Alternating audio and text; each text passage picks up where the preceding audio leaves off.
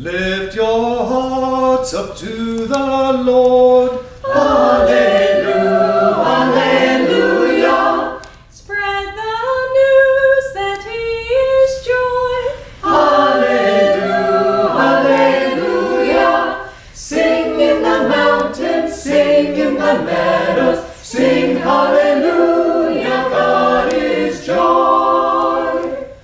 Lift your hearts up to the Lord. Hallelujah, hallelujah. Spread the news that He is truth. Hallelujah, hallelujah. Sing in the mountains, sing in the meadows, sing hallelujah, God is true. Lift your hearts up to the Lord. Hallelujah, hallelujah. Spread the news that He is love. Hallelujah, hallelujah. Sing in the mountains, sing in the meadows, sing hallelujah, God is love. Sing in the mountains, sing in the meadows, sing hallelujah, God is love. The voice of God calls us to awaken Him.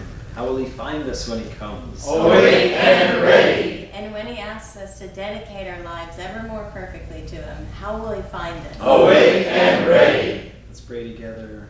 Divine Mother, Divine Mother, Heavenly Father, Heavenly Father, friend, beloved God, friend, beloved God, great masters of self-realization, great masters of self-realization, Jesus Christ, Jesus Christ, Babaji Krishna, Babaji Krishna, Lahiri Mahashaya, Lahiri Mahashaya, Swami Shri Yukteswar, Swami Shri Yukteswar, Paramahansa Yogananda, Paramahansa Yogananda, saints of all religions, saints of all religions, we humbly bow before Thee we humbly bow before and Thee invoke Your presence. and invoke Your presence. Help us Help us in our supreme effort in our supreme effort to attune our life to attune our life to Your divine example. to Your divine example. Help us to receive Your blessings Help us to receive Your blessings and become Your channels and become Your channels for Your light for Your light in this world. in this world. Om. Peace. Peace. Amen. Amen. Good morning, friends. Good morning. Good morning. Please have a seat. Where has my love gone? Long are the night. Now that she's left me, dimmed my delights. Where is my love friend? Passed she this way? Saw you her smile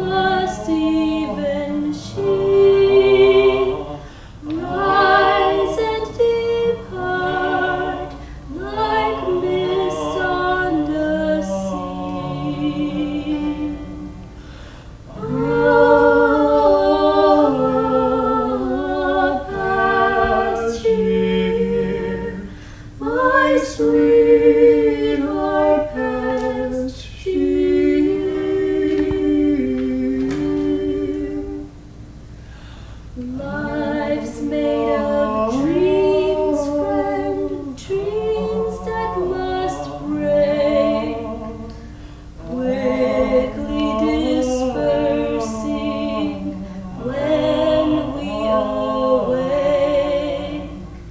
Strange that when love calls, memory stays, crying across the tides of our days. Past cheer, my sweetheart, past cheer.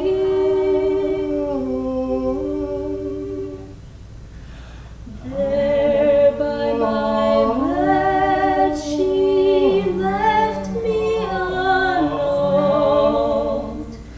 Can you explain these words that she wrote? Seek me, she said, love out on the sea.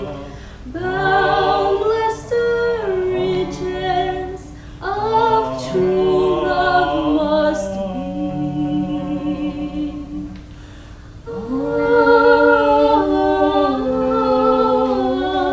Past cheer, my sweetheart, past cheer.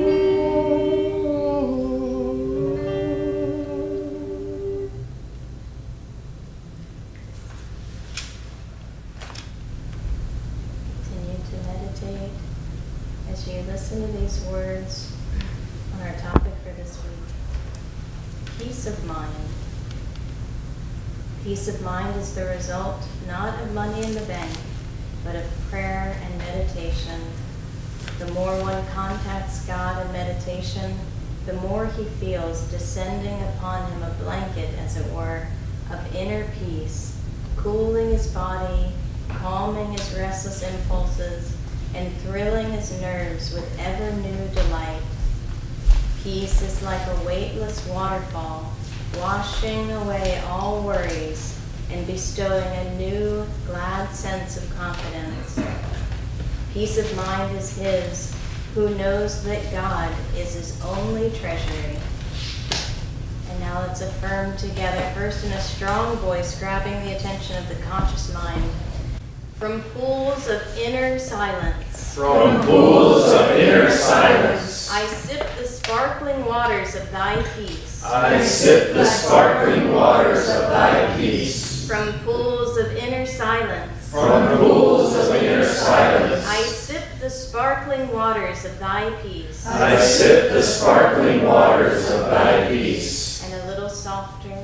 From pools of inner silence, From pools of inner silence, I sip the sparkling waters of thy peace. I sip the sparkling waters of thy peace. From pools of inner silence, From pools of inner silence, I sip the sparkling waters of thy peace. I sip the sparkling waters of thy peace. And in a whisper, bringing it into the subconscious mind, still with deep focus at the point between the eyebrows.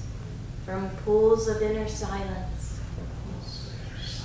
I sip the sparkling waters of thy peace.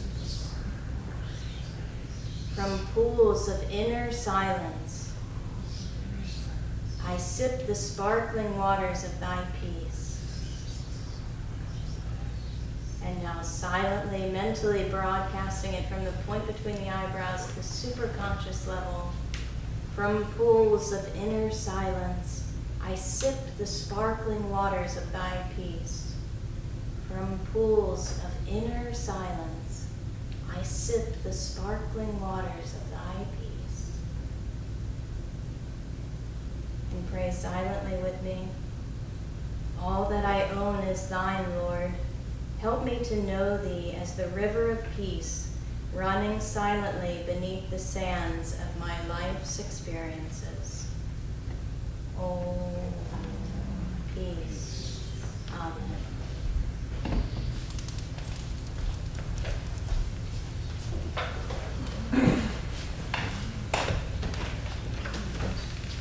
Good morning again, friends. Welcome to Sunday service. I don't see anyone I don't recognize.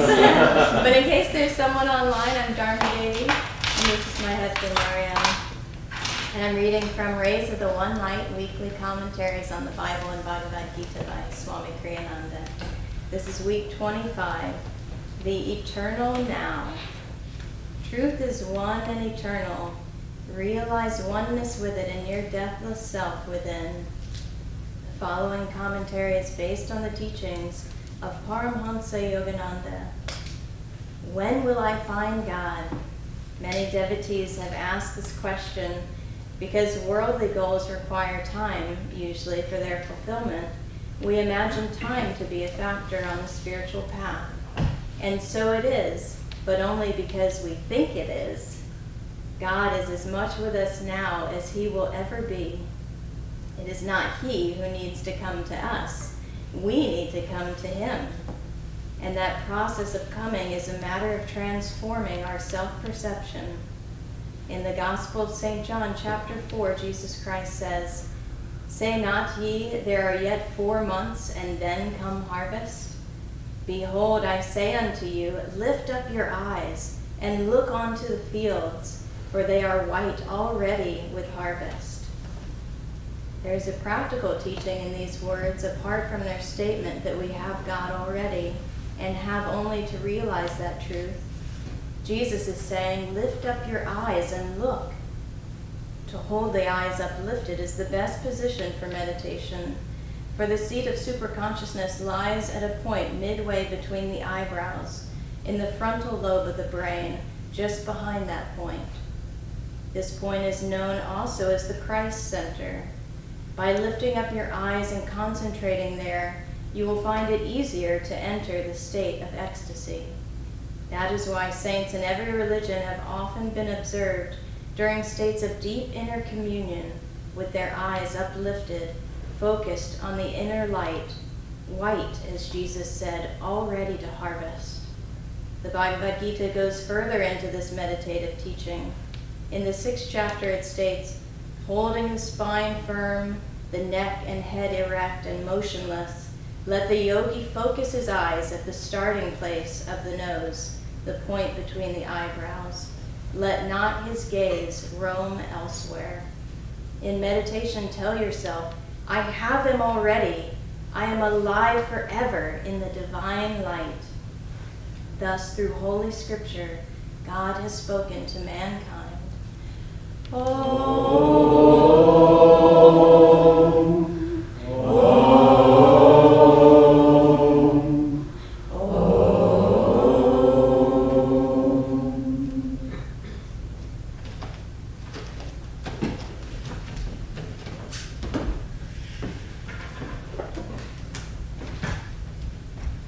Good morning, friends. Good morning. I want to start by sharing from Whispers from Eternity. This is, I know most of you are aware, Master's book, Yoganandaji's book of prayer demands. Today's Father's Day, too. So this one is demand that God respond. Today, Father, thou hast come into my temple. With thy coming, all the lights of my sense servants have sprung to life, and the door of my heart has been open wide. Thy blessings has driven away the darkness of ages, sending its heavy vapors fleeing at the first glimpse of thy approach. The loud beating drums of my craving announce thy manifestation. The incense of devotion rising from the incensor of my soul wafts upward to thee. Oh, bless me always.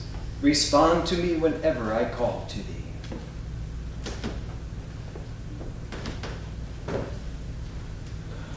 You know, that Master said that when he was gone to read from those Whispers from Eternity, that eternally he would talk to us through them. And I was reflecting on some more practical and perhaps down-to-earth advice I got from my earthly father. because today's Father's Day. When I was a youngster and I got into some trouble, my dad, who was, like an old school Italian kind of tough guy, and he just gave me the advice straight, whether you liked it or not. And he said, "Son, you're in left field here. I'm trying to get you into center." And I always appreciated that advice. He was helping me. He was telling me about the path of Kriya Yoga long before I thought that the path really is in the center. There actually is a deep truth to that. That it's, the currents that run in our spine. That's what this reading is talking about. If thy eye be single, we can lift up our eyes to the point between the eyebrows. Like Christ said, the whole body will be filled with light. It's not just a saying. He's actually, there's deep truth to what Christ is sharing here. And the way that we do that, that's why the saints, as the Swami was saying in the reading, are always depicted as looking upwards in that drawing the superconscious presence of God into their hearts and into their consciousness.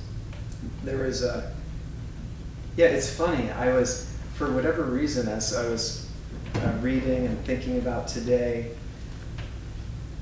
the Pink Panther came to my mind. I don't know if you've ever watched Inspector Clouseau, but I think there's some deep truth that he has to share with us too. There's this one scene, perhaps you have seen it, where, Inspector Clouseau, if you don't know, he's like this comedic character. He's like absurd. He doesn't know what he's doing. He's bumbling, but he seems to somehow always catch the bad guy, which makes them doubly mad because he's supposed to be dumb, but he still catches them. And he's a delightful character. But there's this one scene where he goes in and he's looking, gravely for clues to solve a murder, and he goes into a room and there are these parallel bars that gymnasts use. And so he starts to get a little bit, reminiscent and like of his days. And he's like, the parallel bars. And he's like, I used to be and he gets a little smug, so his ego starts to kick in. He's like, I used to be the paralever of the parallel bars. And so then he starts swinging on them. His ego's engaging more, and he's like, it's all coming back to me now. So he's swinging back and forth on the parallel bars. And then he goes for what would be a perfect dismount. And the director must have had a really fun time with this scene, because instead of dismounting onto the floor, there's a flight of stairs there. So he tumbles down the stairs and screams. But you know what? It's a lesson for us that literally, in this example, pride goes before a fall. But he took the lesson quickly, got right back up in the downstairs room and started interrogating other people. So we could take a page out of his book. Like when William the Conqueror, remember that story Master used to tell, that when he came to Hastings to unify England, and he fell, and a hush went over his army. It was a bad omen. Here the king, their leader, fell in the mud, and he grasped the mud with both his hands. He said, I'm so determined to conquer this land. I grasped it with both my hands.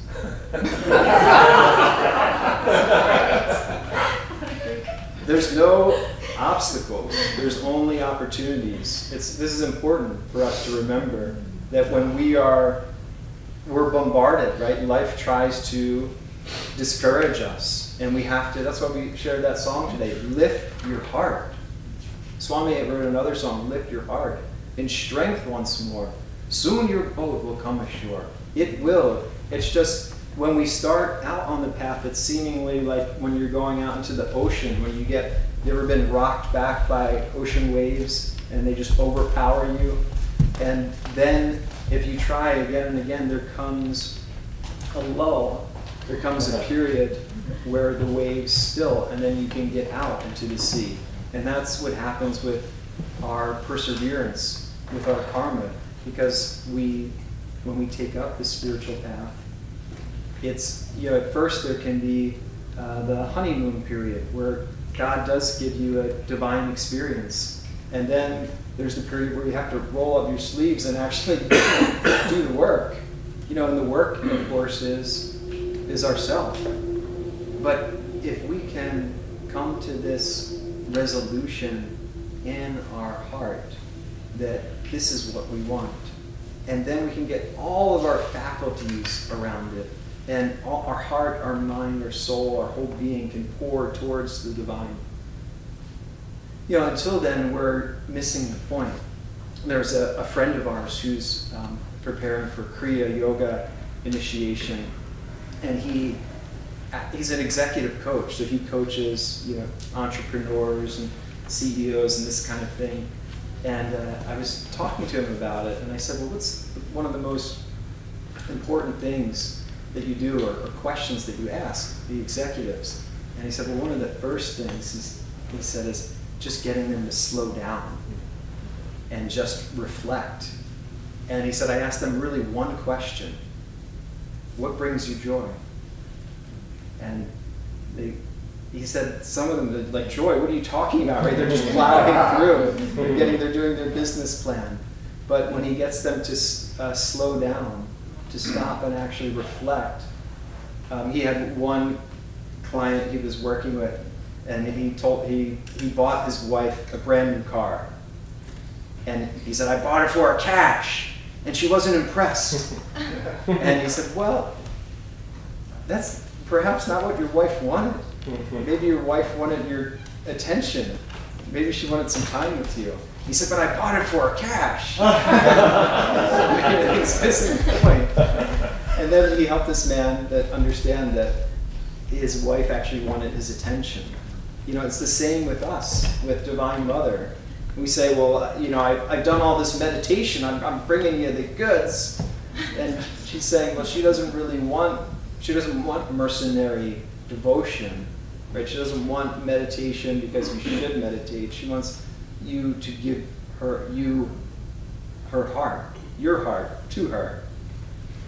It's like one of the most important things that Christ said, like Ayla can teach us, that he does not reveal himself to the prudent or the wise, but unto babes. And Ayla gave us a card. Thank you for that card, Ayla. That was so beautiful. And she touched my heart. I know she touched Dharmadevi's heart too. That this is the way to God. It's just that childlike simplicity. That as soon as we start becoming Inspector Clouseau and we get all proud of ourselves, we're going down. We need to come back to really approach the path in our relationship with God with simplicity. You know how Master used to talk about plain living and high thinking. You start to simplify your life, and what do you really want? And what you really want, like Swami, I always remember one time he said that, sometimes what you want and what you really want are miles apart. And that's why we need to remind ourselves, right? Why do we come together every week? Why do we do the fire ceremony? Why do we talk about these things? Like, I got it. It's about God, right? Well, we forget. So we need I don't know about you, but I need all the reminders I can get. And that's why if we can surround ourselves, there's this phenomenon in science too of mirror neurons, right? Where they talk about what you see, you reflect. Dr. Peters talked about that, the man who yawned, and then 20 minutes later people were yawning around him. And it's this thing why we have the pictures of the masters, because it's like Lahiri said, this is the only photograph of Lahiri Mahashai. And Mazel Tov for Lahiri.